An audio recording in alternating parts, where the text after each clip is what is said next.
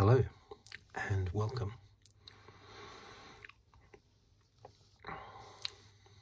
to the video, my latest video. This one, looking at my program from the 1987 Formula One Grand Prix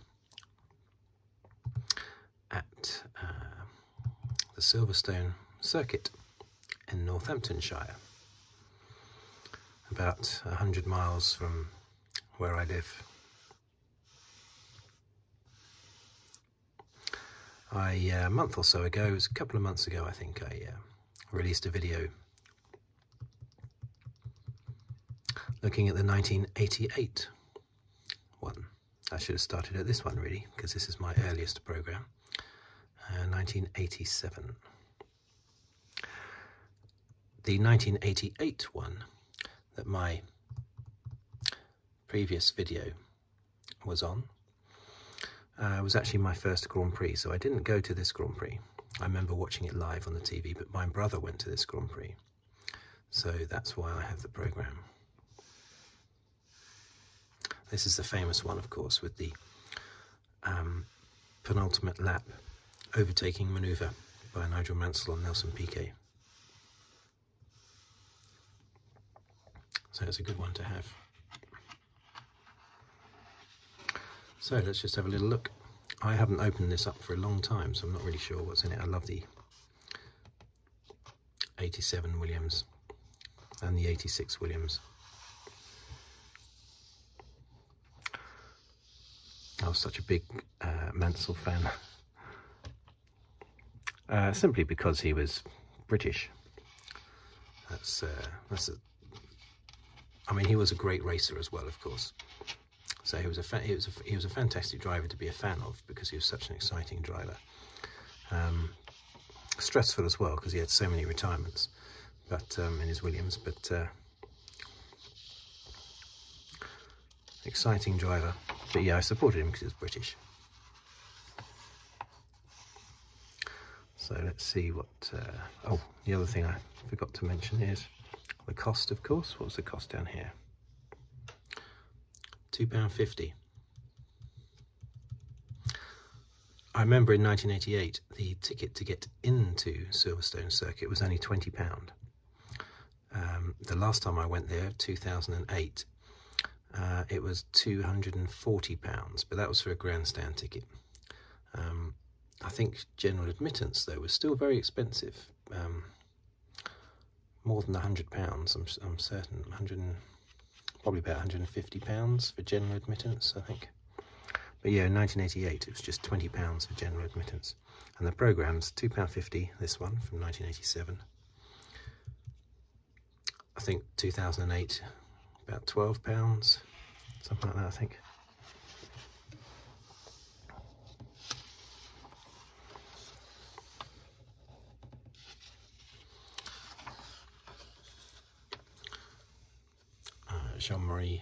Jean-Marie Brelest, isn't that his name? Jean.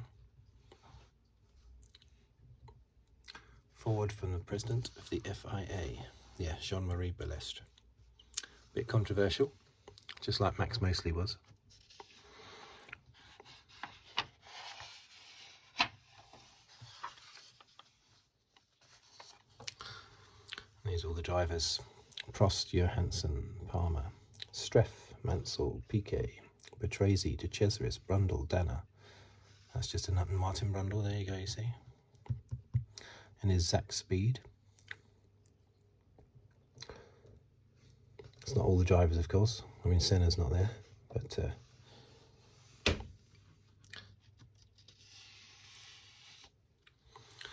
Williams and McLaren have both had reliability problems so far this year. Is this in focus? I hope it is. Alan Prost says, continuing, so it's not easy to say how the season will turn out. If it continues as it is, then I think Senna, Piquet and Johansson will be seriously in the World Championship picture. But if we get back to the sort of reliability we had last year, I believe the title is between Mansell and myself. So Alan Prost giving a big tick to Mansell there. As it turned out, though, of course, Mansell had loads of unreliability in 1987. Mansell should have won the championship, of course. And Prost wasn't in it at all in the end. It was Williams' domination. Not domination, but throughout the season it became clear that it was going to be one of the two Williams drivers that was going to win the championship. But Mansell just had too many mechanical failures. So this just talks about the championship so far. Brazilian Grand Prix won by Prost. San Marino Grand Prix won by Mansell. Piquet having his big accident. I didn't realise that it actually talks about, or gives the results anyway from, there's some more drivers up there. Nakajima and Senna and the Lotus, both the Lotus drivers. Fabre, Capelli, Warwick, Derek Warwick there. Chiva, Fabi, Boots and Campos. But yeah, it also covers the little bit the early races. It's just talking about the championship so far. I should read all of that again.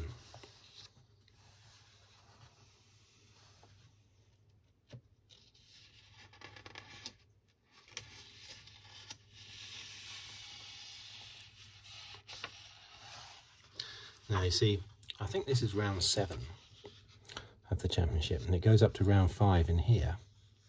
Senna's win in USA, and that's simply because, as I said when I covered the 1988 programme, the French Grand Prix was always 1 week before the British Grand Prix, and sometimes is to this day as well.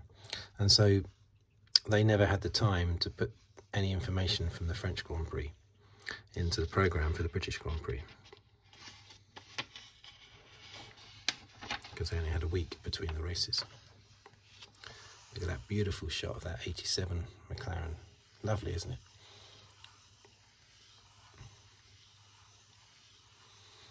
I know why that advertising went, of course, but I do miss those colours, the red and white, absolutely gorgeous colours.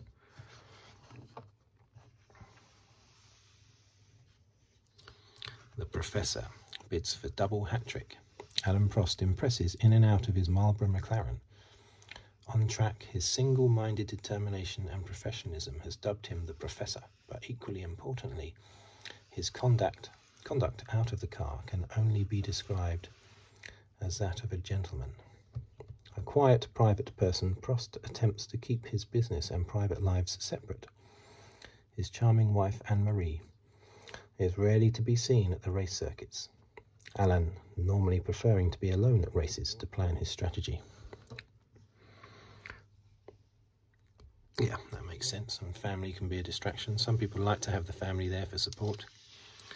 Others see it as a distraction.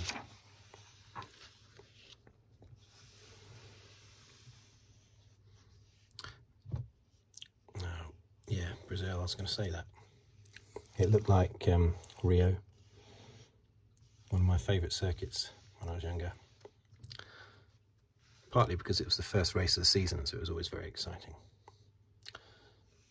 Monaco, beautiful car, that McLaren, really nice. The 85, 86 and 87 McLarens were so nice. Back then I didn't admit that because I never wanted Prost to win, of course. But looking back, I can admire the car. Beautiful car. The best of British bid. So this is in focus. Yeah. The best of British bid for a home win. If everything goes to plan, Nigel Mansell should win the Shell Oil's British Grand Prix without too much in the way of drama. Unless what makes Formula One such a tantalising and fascinating business is that, like a child with a set of building blocks, just as the whole season is assuming some semblance of predictable form, somebody comes along and knocks the whole thing down again. Well, yes, that didn't happen at this race, but it certainly happened from Germany onwards. Someone knocked over Mansell's bricks. On balance though, Mansell should do it, or at least be in a position to. His recent testing form at Silverstone yet again confirmed the superiority of the Canon Williams Honda package and Nigel's ability to extract the best from it. The previous weekend had seen him dominate the whole Monaco Grand Prix weekend from the start of qualifying through to the moment of his retirement, with a split exhaust pipe while he held the race in the palm of his hand. Yeah, he never did win Monaco. But yeah, that's so many retirements in 1987. I don't know how he held it together mentally, really. So many retirements. So difficult for him. Martin Brundle again there. Jonathan Palmer, father of Jolyon Palmer, recent Grand Prix driver. Derek Warwick, who's always a steward these days.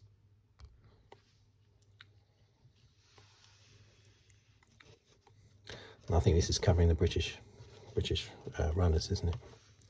But Nigel's still the most likely winner, yeah. The others were not in cars that could win, unfortunately.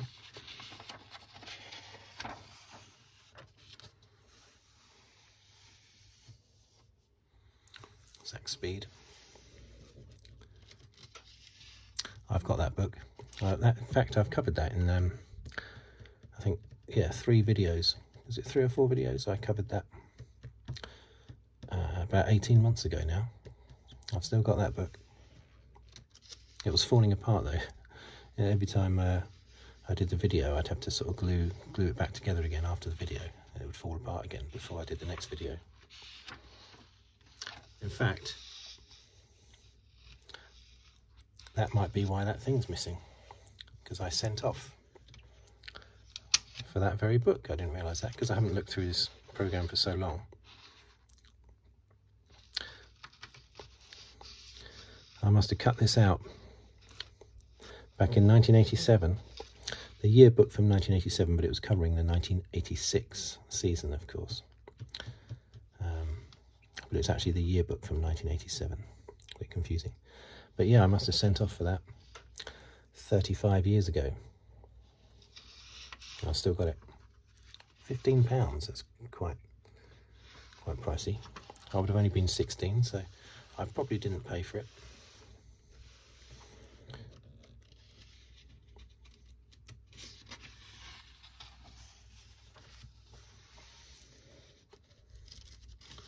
Let's chop through the adverts.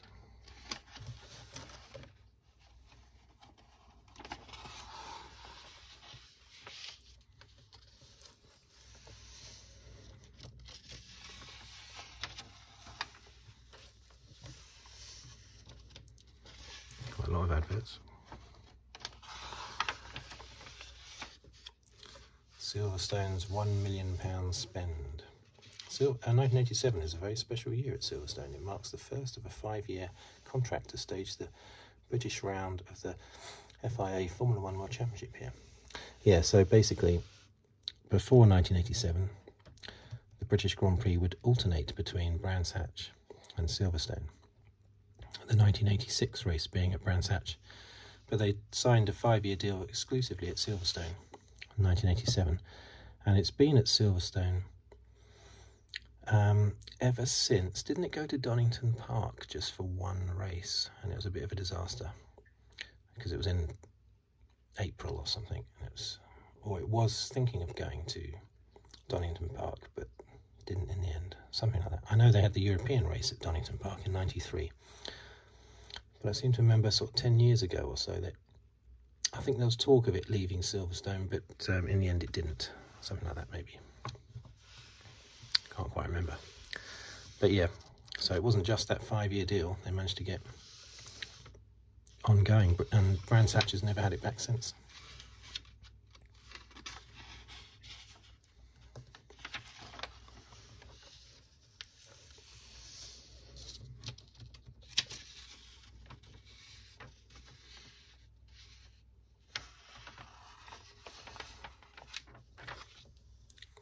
Now, here we have the lap thing. Now, I never used to fill this out because I'd rather watch the race than fill out the lap chart, because you're just staring at this all the time then, aren't you? Instead of looking at the race. But it has every race in here, the SOMG Metro Challenge race. Damon Hill. I just scanned down, look at that, just to see if there would be any interesting names there. And in the SOMG Metro Challenge race in Silverstone 1987, number 16, Damon Hill. Grey Wolf Racing. There you go. I'll scan down. Can I see any other?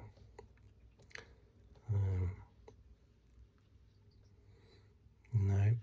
But yeah, Damon Hill. There he is. I was at his first ever British Grand Prix, or first ever Grand Prix actually, in 1992, which was at Silverstone.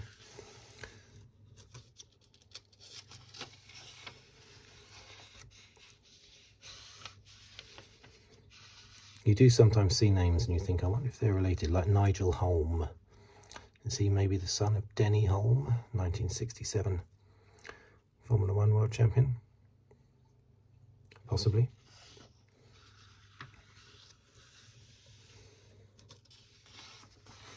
But yeah, some people would religiously fill it. Oh, look, what have I done here? Oh yeah, look. Now, I have actually filled some of it out. And I know why. I would have done this because I didn't go to the Grand Prix. So when I got the programme back, off my brother, after he came back from seeing it, I obviously then decided to copy all this down because I was massively into statistics. I still am, but I don't record them all myself now. I prefer to just look online if I want to look up statistics. But I used to record everything myself, pre-internet. And I put down all the practice times down here.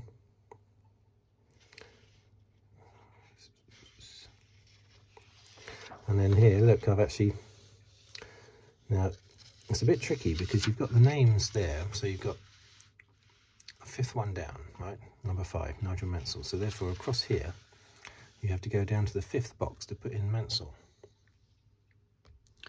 Now, why don't they have the driver's name here? Because you'd have to keep flicking to the previous page all the time. And you're having to record this every single lap. It's an absolute nightmare. You can't do it, basically. But I obviously did, I made a few mistakes there. But I obviously did this after the race, back home. Nigel Mansell second all the way along, with Piquet first, all the way along. Because he had his pit stop, didn't he, round about here, I think. Nigel Mansell had an issue with his tyres that forced them to have a pit stop, otherwise they wouldn't have done.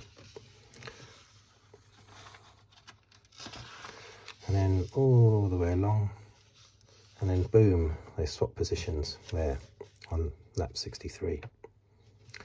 And then I put first Mansell, second Piquet, third Senna, fourth Nakajima, 5th Warwick, 6th Farby. Nigel Mansell fastest lap. So I'd have written these down when I was 16 years old in 1987.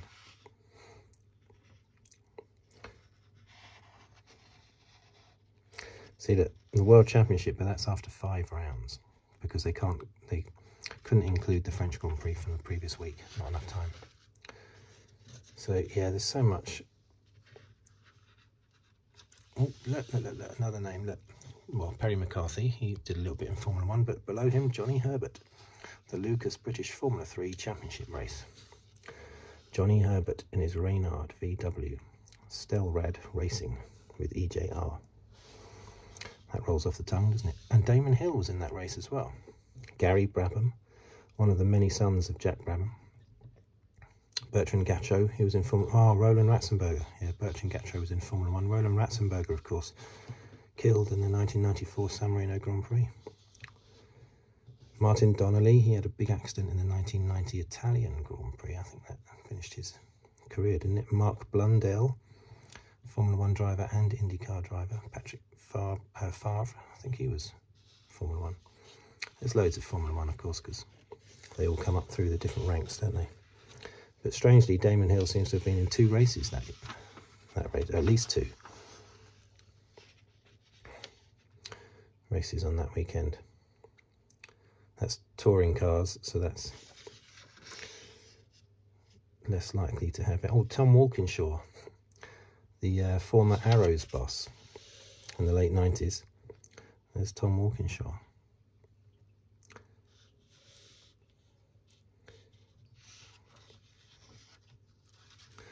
Anyway, quite interesting.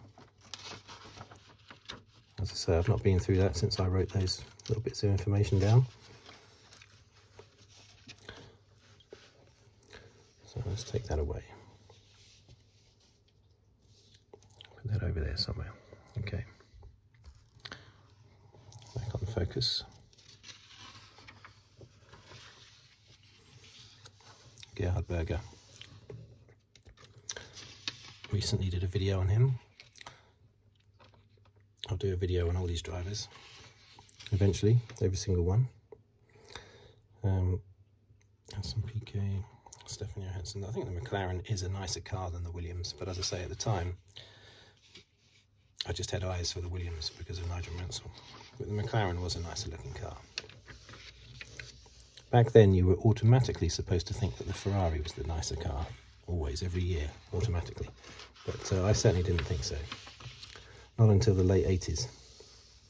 89, as people might know from my other videos. Those Ferraris were beautiful, 89 to 92, 91. There's a Brabham. Ayrton Senna's Lotus.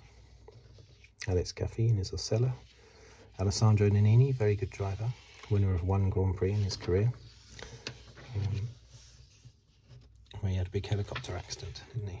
Lost his arm or his hand or something. Great picture. Alan Prost going into Stowe corner, maybe.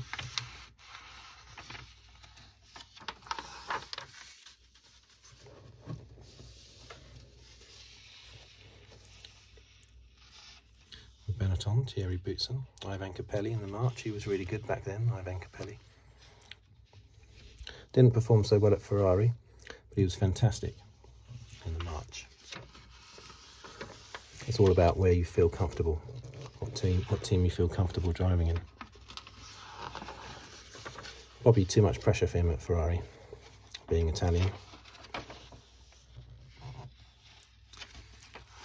It's a beautiful McLaren. Skim over the tin top. Racing, not so interested in that.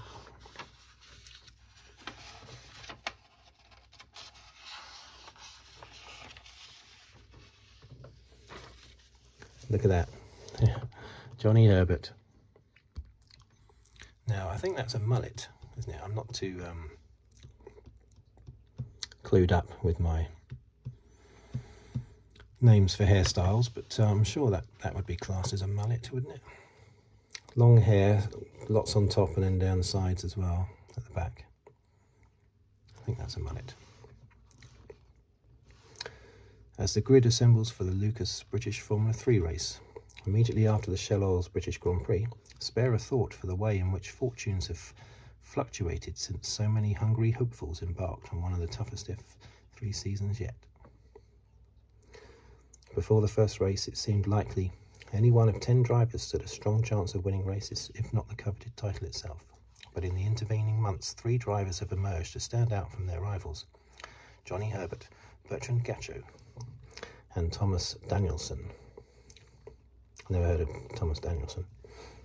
Like Senna and Brundle, Wallace and Sala, Herbert and Gachot are the acknowledged class of the field, the men everyone else have to beat, with Danielson fast gaining momentum.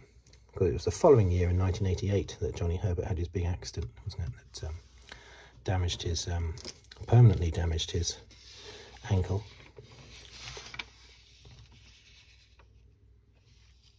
Herbert tucked in behind, so that's Johnny Herbert there.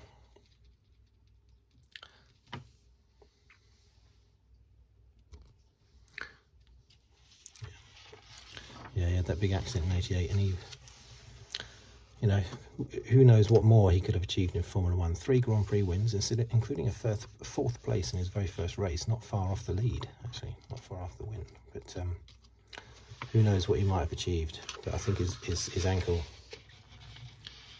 permanently reduced his career, basically. Reduced the effectiveness of his career, unfortunately.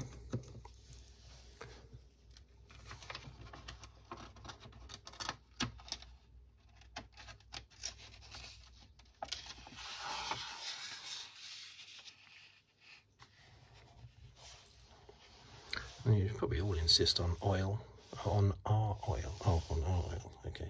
Does he? Does he always insist on that oil? Yeah. Anyway. Quite a few adverts. At the back you always get tons of adverts, don't you? Even more than you get throughout the beginning, throughout the magazine itself. Royal Marines, yep. Red Arrows. Spitfire. The climax to the displays will be the legendary Spitfire, powered by its trusty Rolls-Royce Merlin engine.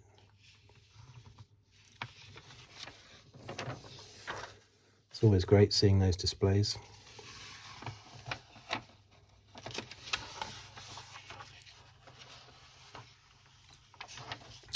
'03 Gordon Bennett Napier, the first car to wear British racing green.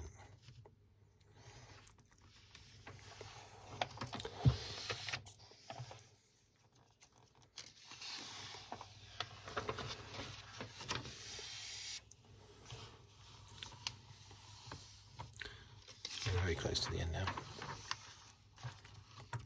Donington collection of Grand Prix racing cars.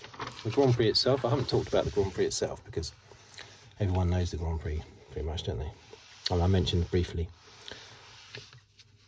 Mansell having that pit stop and then charging back through the field to pass Nelson Piquet. Nelson Piquet was on pole position and led away from the start. But Mansell had tyre issues and had to come in for a pit stop. Ended up making the race, that did. Whether or not, I wonder if he would have caught. Well, I say caught, he was not far behind Piquet in those first few laps, but I wonder if he would have got past Piquet without that pit stop. That put him 30 seconds behind with about 30 laps to go. And he caught and passed Piquet with 3 laps to go, was it? 2 laps to go, 2.5 laps to go. No one else was in the race. Everybody else was lapped, including third place Senna.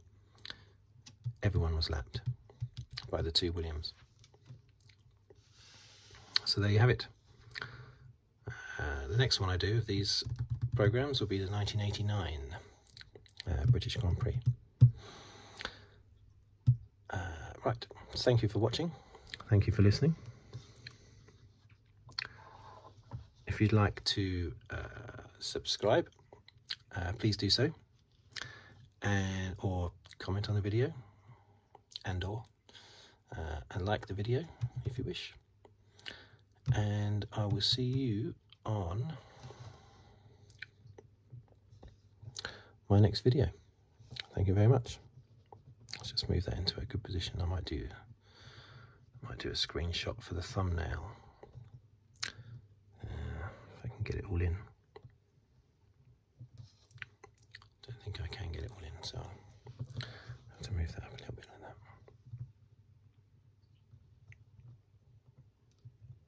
that. Okay, thank you for watching, thank you for listening. Goodbye for now.